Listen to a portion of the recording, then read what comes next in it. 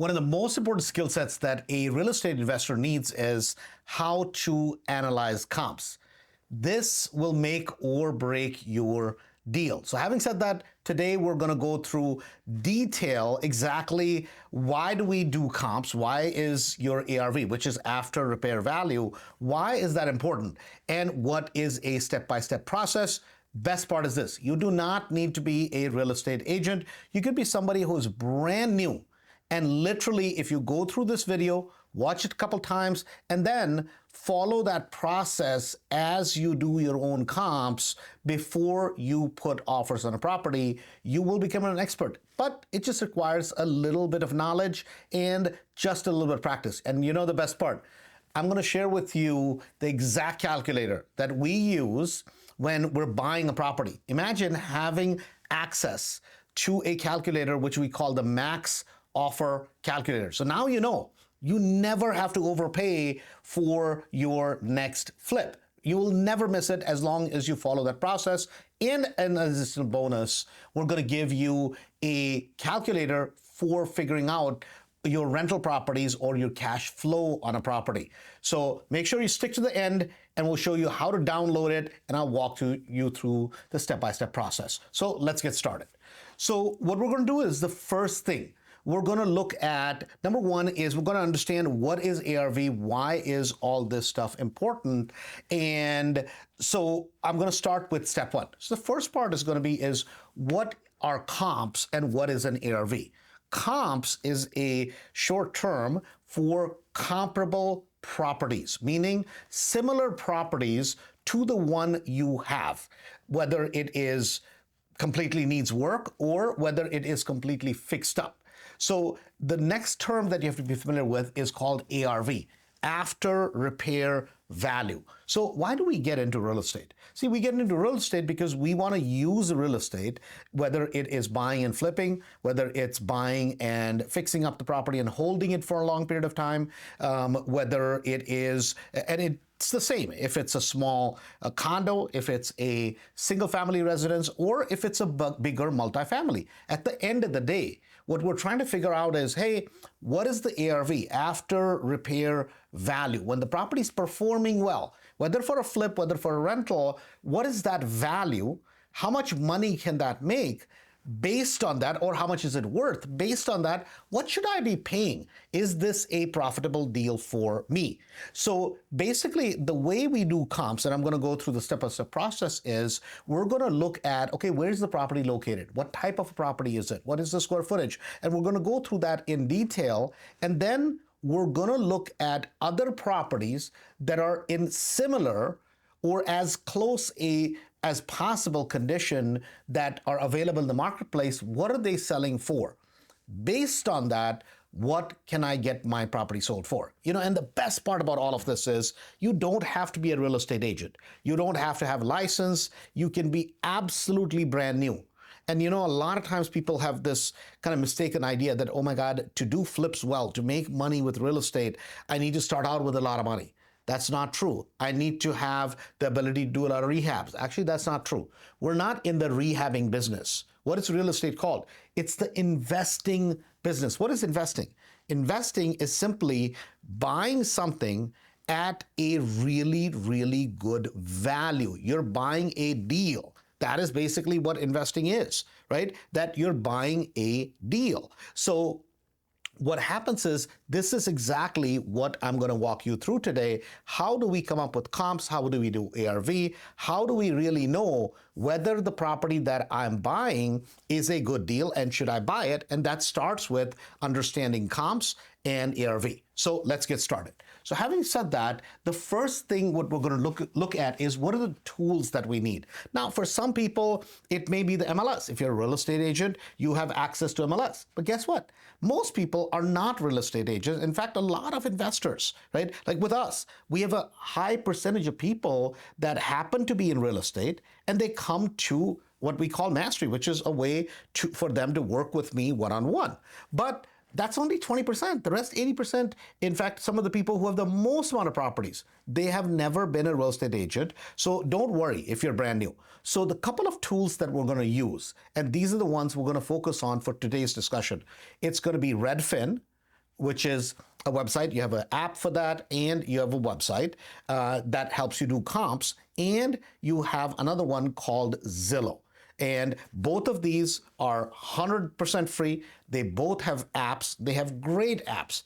And then there's a third one also. And some of the statistics, I believe, are better on there. We're not going to touch on it, but I'm just giving you another tool, and that is realtor.com. So these are the three big websites. Now, there are some things like PropStream, Batch Leads. These are paid websites. I don't believe you need that at all. And you never have to go there because all the data that is available in the multiple listing service, that is available as public data, meaning any public records, all of that is available through Zillow, is available through Redfin, and it's available through realtor.com. Today, we're going to be using Redfin, and there's a reason for it. Now, some people prefer the layout for Zillow. Perfectly fine if you like to use that. Here's the reason why we're going to use Redfin. I feel Redfin has two distinct advantages. And number one is if you set up a search. Today, I'm not going to talk about that, but if you set up a search for, hey, these are the types of properties I'm looking for in this area, Redfin pings the MLS at the fastest pace, and you will be able to find properties. You'll realize a property's been listed on the market even quicker than an agent that is on the MLS, right?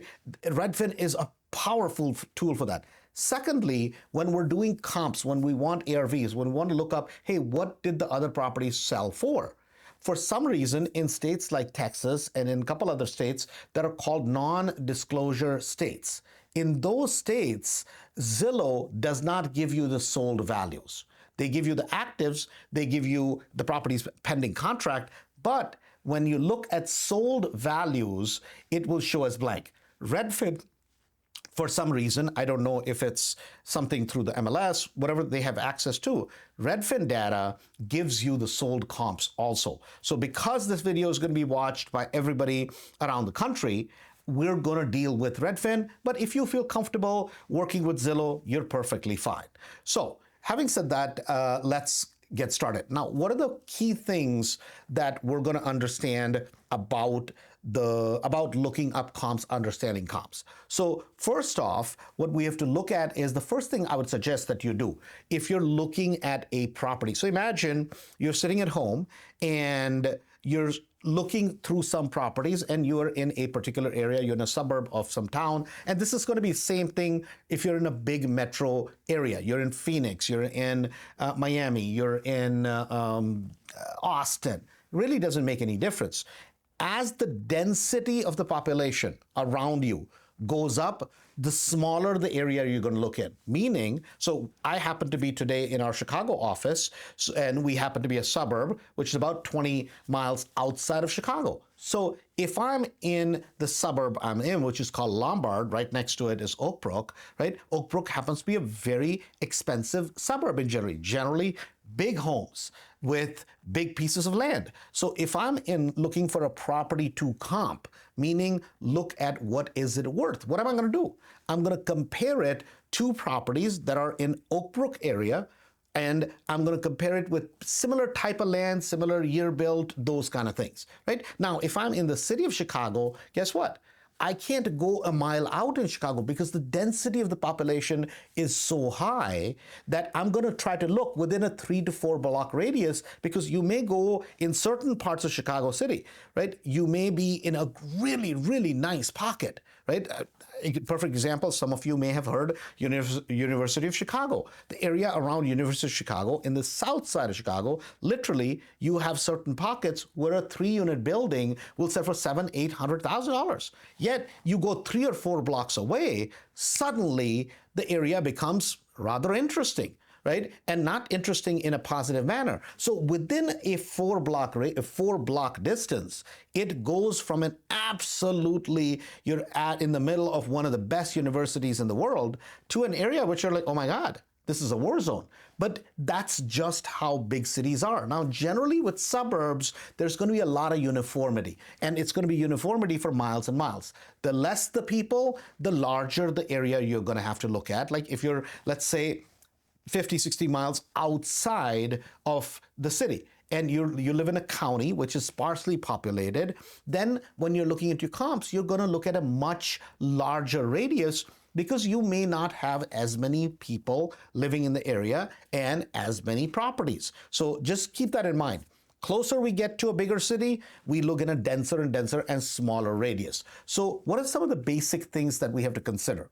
So the basic things that we have to consider is, since today we're talking about a suburb, generally we always start with the location, meaning where is the property located? That's number one, because it's all location trumps all. Number two, what type of property is it? Is it a single family property? Is it a attached, like a duplex type of property? Is it a townhouse? Is it a condo? Is it a 3-unit structure? We call it a 3-flat in Chicago, or a 2-flat, or a 4-flat. Some other places in the country will call it a 4-unit building, 3-unit building, that sort of thing.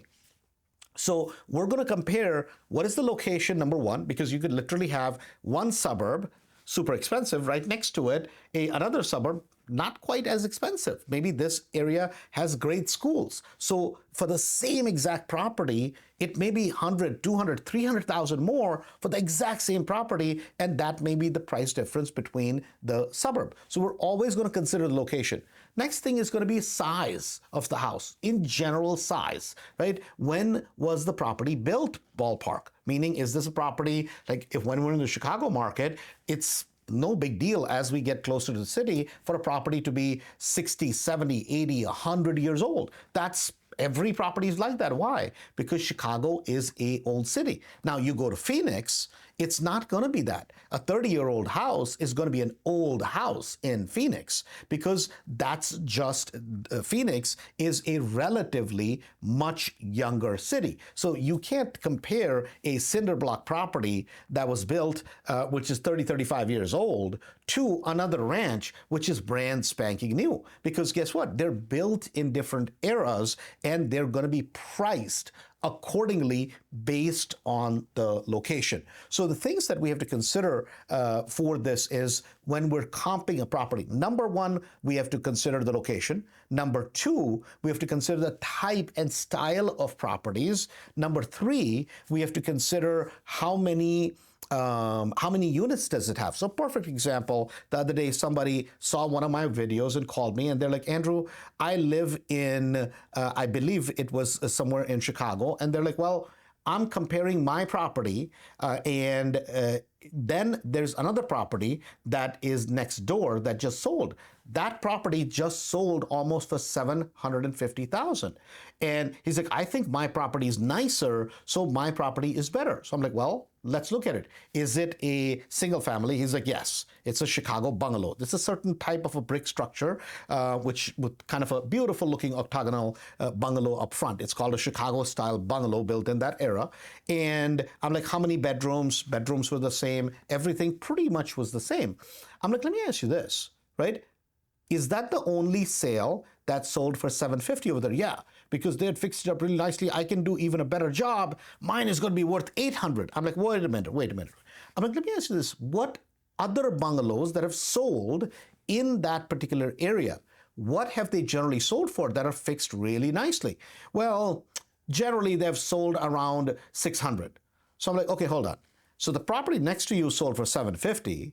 And you're saying that's the comp, but yet every other property in that area, the max has been $600? That doesn't make sense.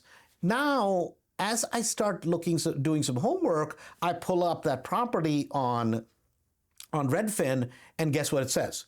It says attached on this an ADU on the same lot. So what it had was, like for some people in California, other parts of the country, maybe if you're in Washington, some other places where you have a higher density, they will allow an additional housing unit, right? And additional dwelling unit, that's called. So you have a house and they have a very small backyard, and right behind it, you have another, what is called a coach house. So you have another house over there. In this case, he had a garage, but on top of the garage, his neighbor, there was a really nice, almost a full house, almost 2-bedroom, 2-bath, in impeccable condition. So guess what?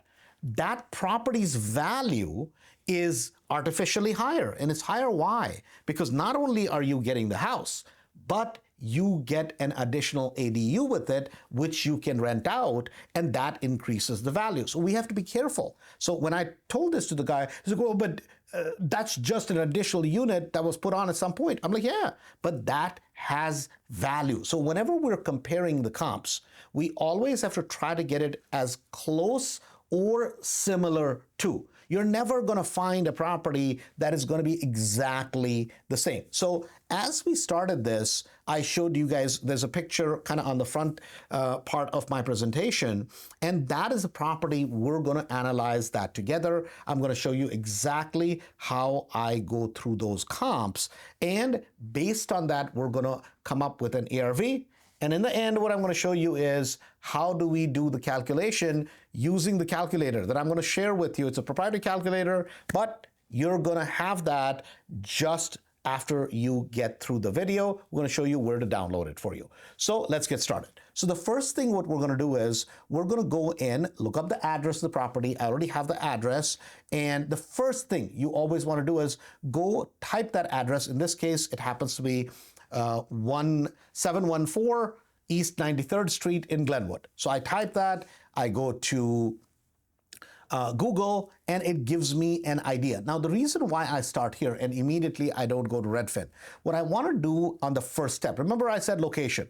I want to look at that location and I want to see, okay, where is it? So if you see this particular property, there's this Lansing Road on the south, on the north, you have on the west side, which is you have Cottage Grove here, and this is right in the middle of the subdivision. So when a property is located right in the middle of the subdivision and there are big streets, the big landmarks that are streets or big railroads or highways, I'm going to try to do my comps, which is comparable properties, ideally within the same location. So I'm going to try to do it within this location that I'm pointing to right now, because that if I can find comps that are right within that, and sometimes there are subdivisions, like if you go to a lot of places where you have newer housing stock, you go to Houston, you go to Florida, you go to a lot of these places where if the property is within that subdivision, then you want to stick within that subdivision, because you may have a subdivision that, let's just say, is called White Eagle. Now, right next to it, there may be a subdivision called Eagle Creek, right? Even though they sound similar, but the types of houses, the amenities that are provided, maybe if there's an association fee, all those may be different. The style, the age, the era of the house may be different. And so I'm going to try, if I have a house to comp in White Eagle, then I'm going to try to comp it within that area. If I go outside my area and then say, oh, but a house 2 miles down the street sold for XYZ, so my house should be more, that's not how comping works. Whenever an appraiser looks at a property, whenever we value a property, we base it as close as similar as possible. So generally, it's going to be, first is going to be a subdivision. If there's no subdivision, then we're going to go half a mile. If can't do it in a half a mile, you'll go up to a mile. Now, recently, some companies, when you're doing a refinance, when you're doing that, they will allow you even to go out. But I would really, really caution you. Do not try to go outside of a mile. You want to try to find your comp within a mile, right? Because that's what the appraiser is going to do. So now, first thing we're going to look at, and then when we look at this picture on Google, right, I'm not looking at the road view. I'm always looking at kind of the top view, the satellite view type of thing, to figure out, okay, are there any negative factors? Is there a train right on top of it? Is there a, let's just say, a big pond, a sewage facility, anything that may be a negative factor? Or are there any positive factors next to it? Say it's next to a school, it's next to a playground, it's next to a church, it's next to a big mosque, it's next to a whatever those, because there are certain areas where you have a big church, you have a big community center, you have a shopping. those are positive things. If you have an area where you have a predominant, like in Chicago, right? We have pockets of the city where you have people from different countries, different ethnic groups. And so if there is a certain church, certain synagogue, certain mosque, people love to live in that area because that's closer to their place of worship. Generally, properties that are ballpark within a walking distance or within a few blocks of that, they demand a premium. Why? Because people who are members of that particular church, synagogue, mosque, whatever the case may be, then, in fact, same thing works kind of with schools, right? People love their certain school districts where you have this school, it's got the best programs. Guess what? Your house is really close to school. You're going to get a little bit of a premium, not as much as, say, a church or a mosque or those types of things, but a lot of times those become driving factors. So we need to think about that. The other thing we have to be aware of when we're doing comps, sometimes you may have a town where half of the town goes to a particular school district. The other half goes to a particular school district, like East and West, North and South, right? We have places like Glenbard East, Glenbard North, Glenbard South. I believe they have different school districts, and depending on which school district that falls in. So up north, we have an area called Buffalo Grove and Arlington Heights. So they have a Buffalo Grove High School, which is considered a really top-tiered high school. And then, Buffalo Grove High School. And then there's another one, I forget the name right now, and that's supposed to be even better.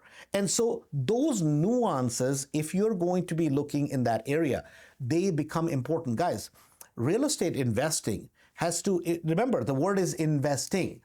It's not, real estate is not about rehabbing. Rehabbing or having to do construction is just a necessary evil. We're in the investment business, so that being able to study it, understand the nuances, that is where really the skill meets it really works. So that's something important that you have to understand. Now, once we understand kind of what the area is, what the location is, what type of property it is, now what we're going to do is we're going to go to the second thing, and we're going to go and look at, okay, what is this particular property? How many bedrooms does it have? How many bathrooms does it have? And can I do a KBB on this property?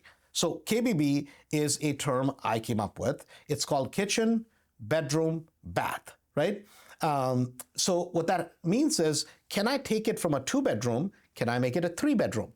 Can I go from a one bathroom? Can I go to 1.5? Or can I go to 2-bath? Because see, those are the places where people actually see value. That is the value what people pay for. Meaning that if you go and look at a property and it has a brand new roof, the owner's like, oh my God, it's a brand new roof. I spent all this money, blah, blah. You're like, okay, great. It has a brand new roof. It's got windows that are a year old. Oh, great. But people don't attach value with that. They just say, well, okay, that's what it is. It's like a car, used car you go to buy. It has a little bit of an upgrade of a stereo system. You're like, okay, yeah, I like it. It's a nice feature, but it's not like I'm going to pay 20, 30, 40,000 higher for that. But if you go to the same house, it's got a roof that's 5, 6 years old. It's okay. Windows, as long as they're functional, it's okay. They're not drafty. That's okay. But imagine if it's 2-bedroom versus a 3-bedroom, right? If it's a 3-bedroom, 1.5 bath versus 2 full bath. Now, in the mind of a customer, in the mind of a buyer, that has more value, right? Rather than, oh, I upgraded all the plumbing, blah, blah. Those types of things, the things that you cannot see, touch, and enjoy, don't have as much value as the things that people look at. Where is money made in a house? It's bedrooms and baths. You've heard that before, right? It's bedroom, bath, and kitchen. Because the first impression today, what does everybody want? Everybody wants a nice, modern kitchen. So if you're going to spend money in a house, guess what? Making the kitchen a little modern and opening it up. One of the least expensive things you will ever do, right, is just opening up the kitchen, giving it a feel of you being able to walk around. Used to be in the 50s and the 60s, the older homes, they all were kind of choppy. There were room after room after room. So even if the rooms were tiny and the kitchen was all enclosed, guess what?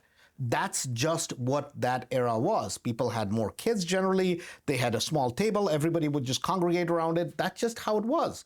Today, we live in a different era, in a different age. So what is happening is we have to cater to today's customer. So what we're going to do is we're going to look at, we're going to consider those things, and we're going to always try to add things. So I'll give you an example.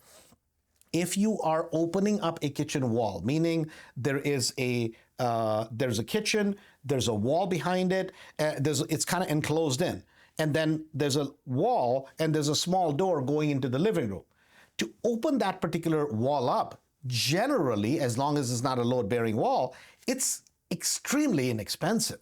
Extremely inexpensive. Like, I mean, maybe $500-800. That's all that costs. Even if you have to put a header in, how much does it cost to put a header in? $800 to $1,200, maybe $1,500. But in terms of the customer value, meaning the value for the buyer, what did you do? You increased the back end perceived value by almost $35,000, $40,000, $50,000 by just doing that, because you touched the kitchen, you made it nice and clean, and took out the wall. That's, see, flipping, buying real estate, renting real estate, this is about strategy. You have to think very, very strategically, because that is what this whole game is about. So now, let's look at it in practicality. And I'm going to show you guys the pictures, and then we're going to go look at the comps. So let's go and let's look at this property. So here's the property. So if you look at this property, this is kind of the front of the property, and this is a very typical Chicago suburb property. Probably built in the 70s, maybe it may even be a little bit older, maybe in the 60s. This is kind of a split level style house. This is one of the bigger models in that particular area. But if you notice here, the picture that I'm pointing to right now, this is not the best rehab, and this happens to be one of my properties, but I just want you to see this, that there were a couple of things that were missed, and I purposely picked this example because I didn't want to show you a perfect property. That sometimes you can make a little bit of a mistake. The contractor was not quite paying attention. So if you look, what happened was we took out the wall right where I'm pointing, and they put a transition strip where they have LVP coming. They put a white transition strip. It kind of looks ugly. It kind of looks odd. They should have ordered the similar color, but guess what? It's open, nice, and people will overlook that. Same thing. This room used to be closed. If you look at the ceiling at the top, that was just open. That's all that was done. Simple, basic rehab, right? Same thing as we go into, if you look at the kitchen, right? It's just basic. It is nothing. The appliance package that was put there is nothing fancy at all, right? Why are we investing in real estate? We're investing in real estate to create an extraordinary amount of return. That's the reason why we're investing in real estate, right? It's not about, oh my God, I do, over the top properties and I rip everything out. Guys, listen, if that's who you are, that's okay. But then you're in the rehabbing business. See, I'm not in the rehabbing business. Here we are in real estate to make a profit. Not saying that you do shoddy work. That's not what I'm saying. Every work that we do, licensed electricians, licensed plumbers, right? But we don't over improve this. See, this type of product, this is not a Rolls Royce you're trying to fix, where one thing of paint, one small little thing, the buyer is going to be finicky. This is bread and butter housing. This is workforce housing, blue collar, white collar, mixed type of housing. And there, you don't need to go nuts with it because you're not going to get a return. And these are things we're going to pay attention to when we're looking at finding what is the ARV. So if you look at, as I scroll through these pictures, right, there's really nothing very fancy that was done to this house. The can lights were done because it gives it a nice modern look. These are aftermarket can lights, LED basic, not very expensive to do at all. Same thing with the bathroom. These are basic Home Depot fixtures. There's nothing to it at all. So this is simple stuff. that you can do, and you will increase your back end. If you look downstairs here, fireplace was existing. We didn't do really anything to it. All we did was just paint it a darker color. It was the old brick looking thing, and that's it. Simple, simple things. So now let's look at, so imagine you are going to be, first we're going to talk about buying a property. So you have a property like this that needs a lot of work, and it needs a lot of work. So first you have to have an idea, which I'm not going to talk about in this video, as to what is your rehab budget going to be on this property. Now, my rehab budget on this property was about $46,000, $48,000. The property was in very good condition. Roof was good, driveway was good, outside needed to be painted, it needed to be cleaned up, and literally it had a ton of dog feces in there, because unfortunately the owner had passed away and the son had left 2 dogs to create just a holy mess in there. Just absolutely terrible. But the bones of the property were pretty good, and that after that thing was just cleaned up, we were a long way past that. The only one major thing I'm going to say that we did in this property was we went from a 2-bedroom, 1.5 bath to a 3 full bath property. Now, what were we doing? We were increasing the back end value. So let's look at how we would understand the comps in this area, because that's really, really important. So the first thing I'm going to do is I'm going to go to Redfin.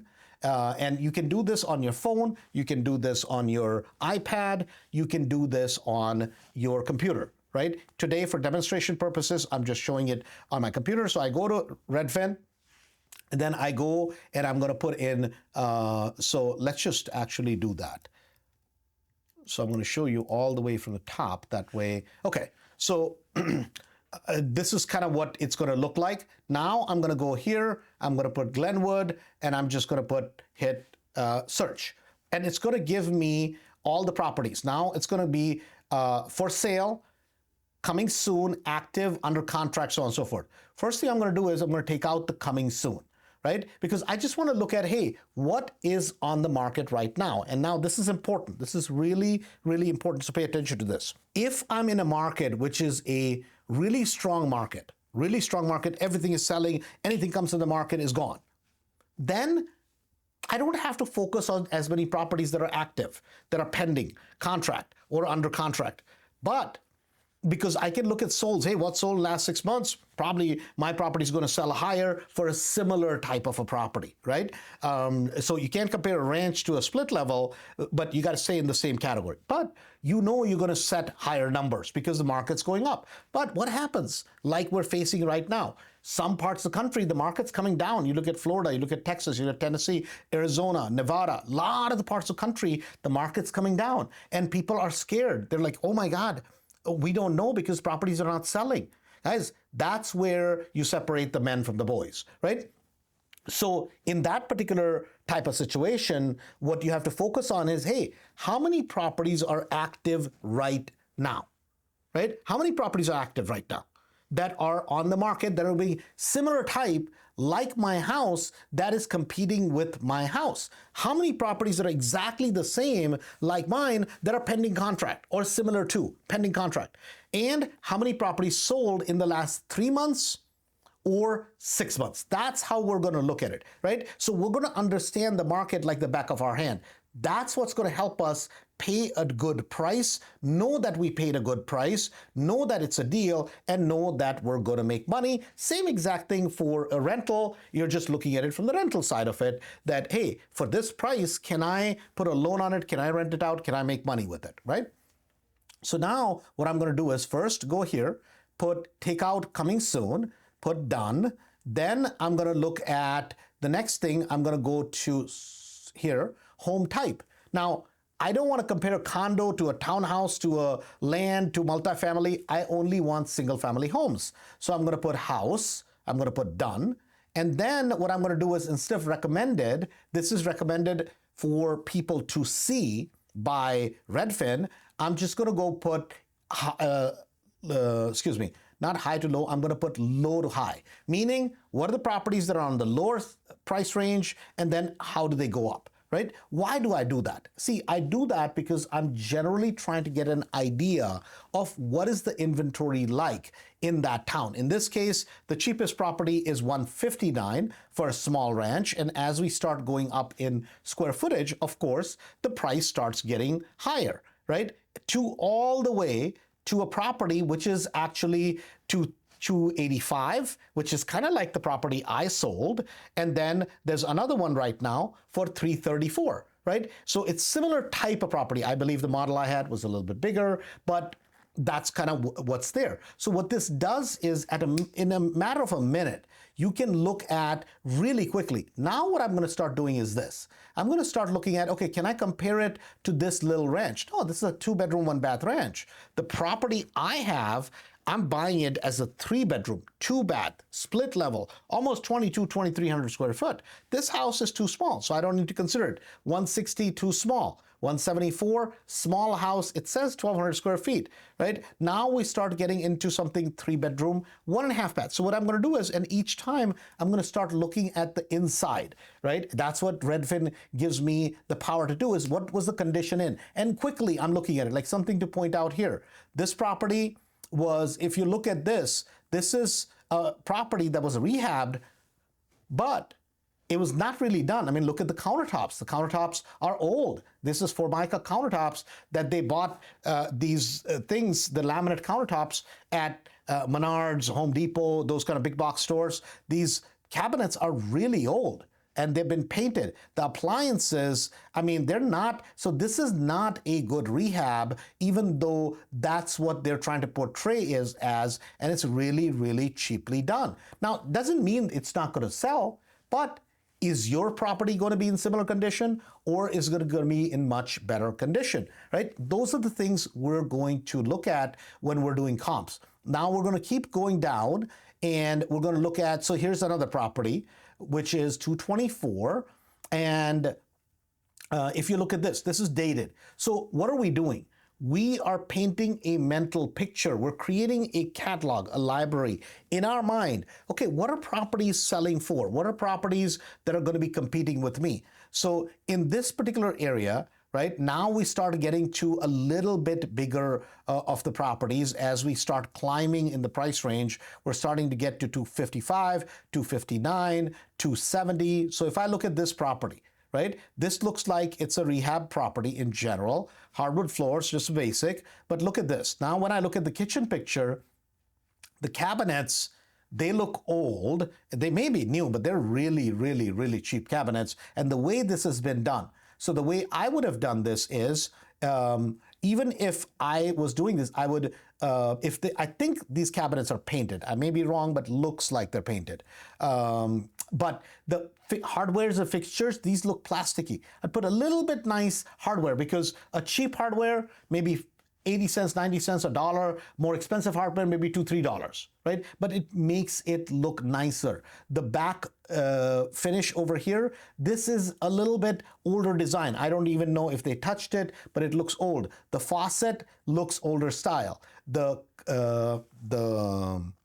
kitchen, your sink, right? That looks old. Your the Formica that they have. So instead of that, I would put quartz. In these types of properties, we generally nowadays put quartz. We don't put granite, because that is something people like. So I'm observing all of these things. And then I'm looking at, okay, how many, what are they asking for it, right? And I'm going to look at, oh my God, how long has it been sitting on the market? So look at this. It's been sitting on the market 204 days.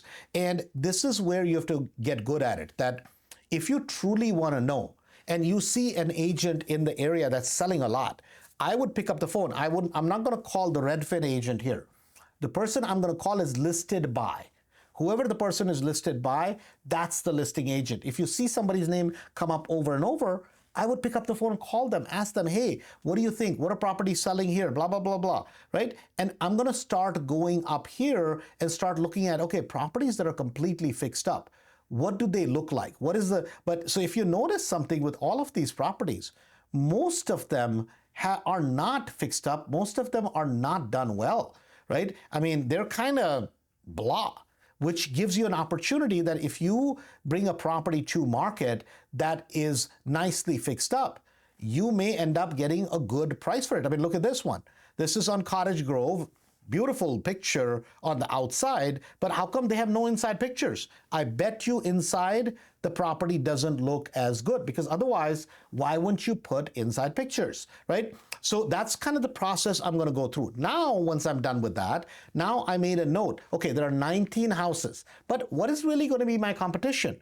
Right? You have to have a ballpark where you're going to be pricing your properties. Now, when I bought this property, I knew I was going to be somewhere between 280 and I'm going to try to push it to 315, 320, right? That's going to be my ballpark. Is it possible it sells for 280, 290? Yeah, depends on the market, time of the year. Is it possible it sells a little bit higher? That's possible also, but it depends on the competition, maybe the interest rates, those types of things, right? So now I'm going to say, okay, there's 19 properties, but really, a nicely finished 2,300 square foot house is not almost anything here, right?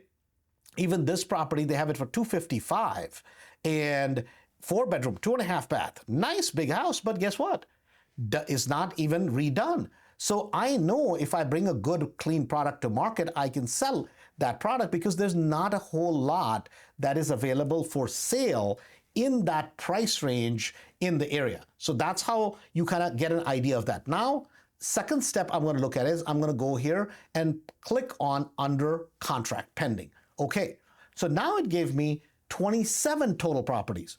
So what does that mean? 19 properties were active. That means 8 properties are new properties. These are properties that were not there before. Now I'm going to go through and then I'm going to look at, okay, which properties are pending contract. So if you look over here, all the properties that are under that are like, right, this one, I believe, is pending contract. No, this is active, sorry. Let me find one that is, oh, here. So this is pending. This is contingent. This is contingent. What else? Okay, this is pending. This is contingent. Okay, so let's look at this one. I'm trying to find a property that's on the bigger size. Okay, so now look at this property. This particular property doesn't look like a new property, but it's nice, clean, right, in good condition. And it's pending contract at somewhere around $280,000. So this gives me an idea of, say, it's about 1,600 square foot house.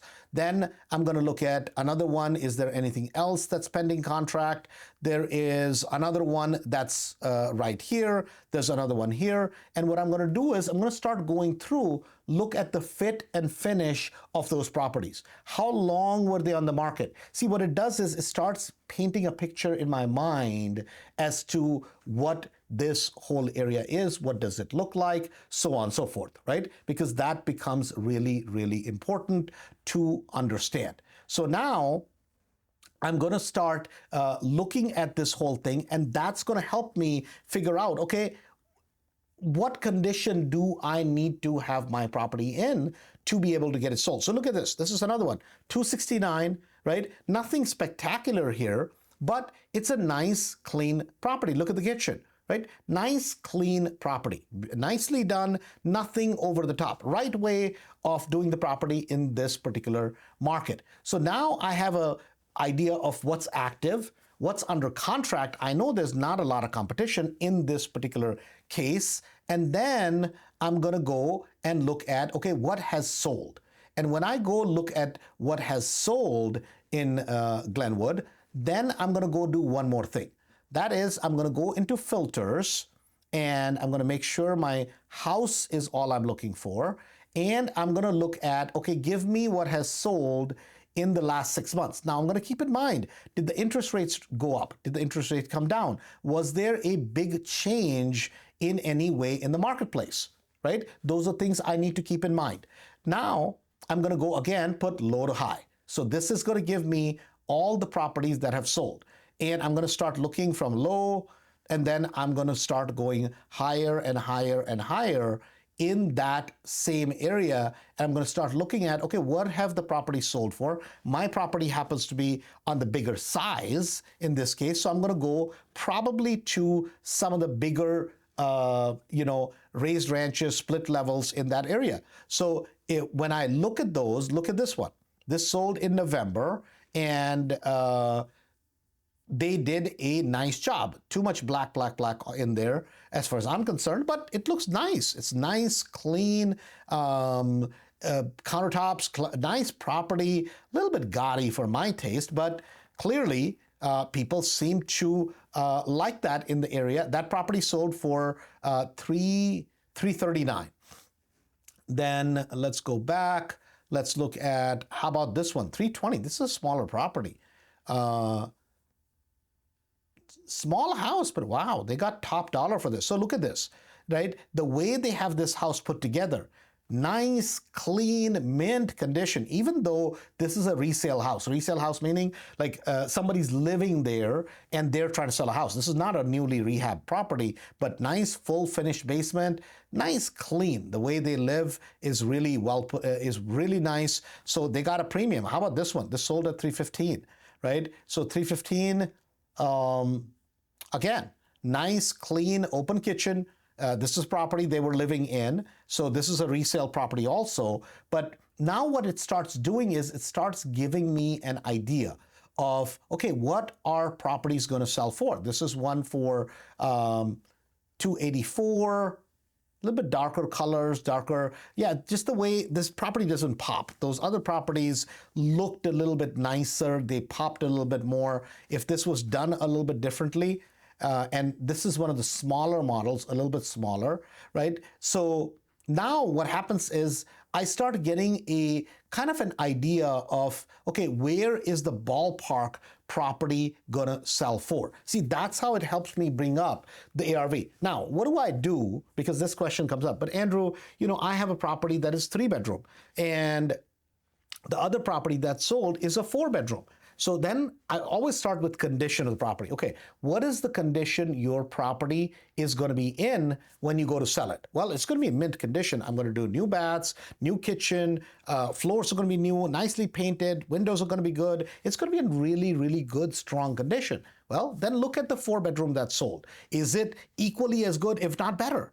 If it's equally as good, if not better, sold in the last 3 months, right in the same area, and let's say they got $350 for it, well, then probably if the market is not going straight up, you may not get $350. You may have to plan for maybe $330. You may have to plan for $325. Now, if you get $340, that's fine, but you plan accordingly up front. Right? So that is what becomes really, really important to keep an eye on in this type of a case. So same thing with bathrooms, right? If you have 1.5 bath, something else is a 2 full bath, then you got to keep an eye on that, right? That is something that becomes important to know and to keep an eye on, because you have to adjust for it. If you open the kitchen, it gives you a bump of about $20,000-$30,000 if that is not what is available in that particular area. So how do we really bring this all to a conclusion?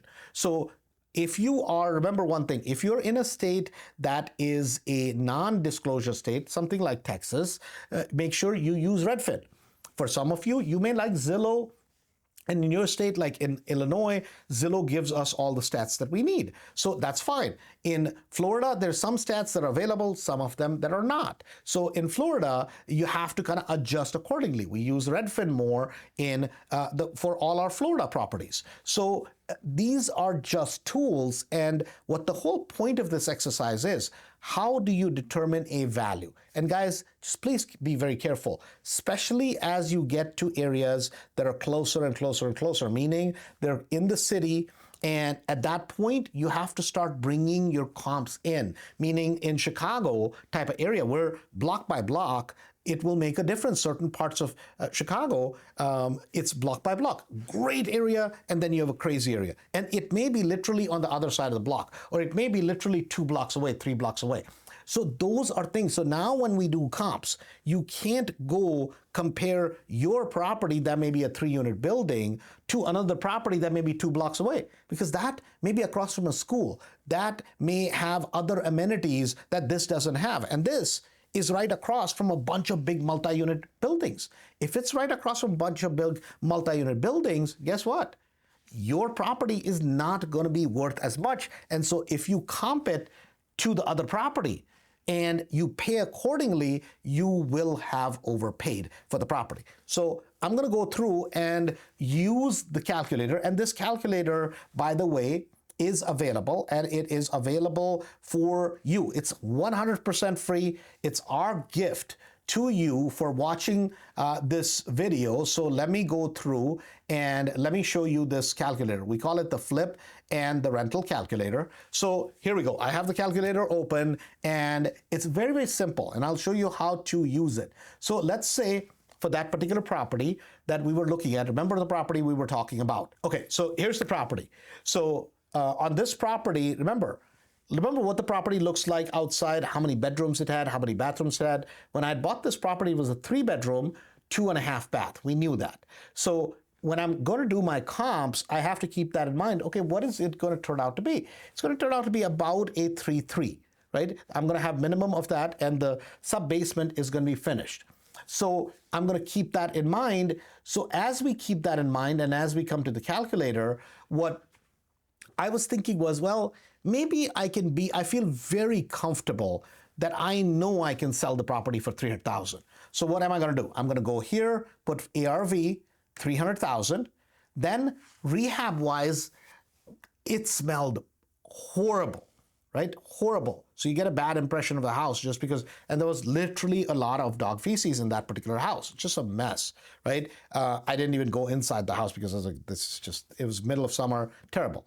So at the time I thought it was going to be 55 to 60, right? Ended up being less because after it was cleaned up, right? We replaced all the floors, we put all new LVPs and all that. So it was less. But at the time when I was doing my numbers, I did it based on 60,000 for rehab. Flip time, meaning from the time you buy it, rehab it to resell it. I would encourage you always, always, always use a minimum. I don't care how good you think you are. 6 months. Please use that number, right? And then what is going to be your monthly cost, meaning cost of money. Even if you're using your own cash, always consider cost of money. So because that'll calculate your true profit. That's what this calculator is for. It's our gift to you for free. So my cost of money, 1% a month is how I calculate it, or 1.1% a month, however you're going to do that. So here approximately I said somewhere around maybe $1,800 or so per month. And based on the number of months you put in there, the calculator will calculate it for you. The work is done for you. Then what are the taxes? It's about $600 a month is taxes. Insurance, vacant property insurance. This is not insurance on your house. This is vacant property insurance. That about $200 for smaller properties like these, or even a little bit smaller, is what we take as a rule of thumb. I think you should use that. You're pretty safe. If you're a bigger property, then you can use $300 a month, because this is vacant property insurance, which tends to be higher, anywhere from $1,800 to $2,400 a year is what it tends to be generally. Now, is there an association fee, or are there any miscellaneous monthly expenses? This will have some utilities, some of that kind of stuff, expenses every single month. So I'm going to put about $250 a month. Now, commission-wise, what are you paying commission-wise? I was paying a 4% commission because there's somebody in-house that works inside of my business. So that's what total commission I pay. Whatever is yours, you put your number. Then, what state are you in? So if you're in Florida, you're going to pay some sales taxes, right? Because Florida has some other types of sales taxes. In Illinois, we have attorneys involved in closings, so the cost tends to be higher on that side, because the title cost in Illinois is higher than if it was, say, Indiana, it was some other places. So I put a cost here of about, I'm just going to keep it about like $4,000. That includes your title, closing costs, and this may be a little bit higher, a little bit lower. That's up to you to decide what is your cost in your area. And then how much profit do you want to make? And we have a formula for that, which is in 6 months or less, I want to make a 20% profit off the ARV. That's what ideally in a perfect world. I said perfect world, and world is not perfect, so understand that. In a perfect world, that's what I want to make. So if I put that here, and this is something you have to decide how much you want to make. And remember, this is based on your ARV. So if I put 20% here, what does it do? It gives me, I put 2,000%. Okay, it gives me right away, it gives me 149. It's the max I should be paying for the property. Guys, think how sweet this is. You have this calculator now at your fingertips. You never have to overpay. Do the comps exactly what I told you and put the numbers in the calculator, never overpay. So you can compete with me on the numbers as you're buying the properties, right? So here, this is what I could have paid based on the ideal world. Now, if you look in reality, now, a lot of people would be like, what would that be? That would be $60,000 on this property, right? What if you said, well, I'm okay with Andrew, even 15, right? That would be 45,000. You decide. My suggestion is don't go below 15, but as we teach mastery, as I get to work with thousands of people on a personal basis, we try to always teach them to aim for 20. If you end up with 15, that's okay, right? And the other calculator that you're going to get is what we call the cash flow calculator, which kind of works similarly. You're going to put your purchase price, acquisition price, boom, boom, boom, boom, all of those, everything in yellow is what you put. Everything else is the output that it's going to give you, and those fields are blocked out, so you can't mess with it. And as you change those numbers, here's the cool part about this calculator, right? As you change those numbers, what it's going to do is it's going to change what happens, and it's going to make it from green to red it'll change the outputs. And as it goes in the green category, that means it's good. As your cash on cash return goes to infinite, all these fields will change. That will make you understand that, okay, yeah, all these fields are green. Plus, I also built a depreciation schedule in there based on the value you want to put on that particular piece of property. So it'll give you your tax savings also. Hopefully, this whole thing has been of a tremendous help to you. That's my goal. Guys, please share it, and please help us, give us positive comments, engage with us. If we can do anything better, that would be absolutely super. Having said that, don't miss on downloading the calculator, and talk to you soon.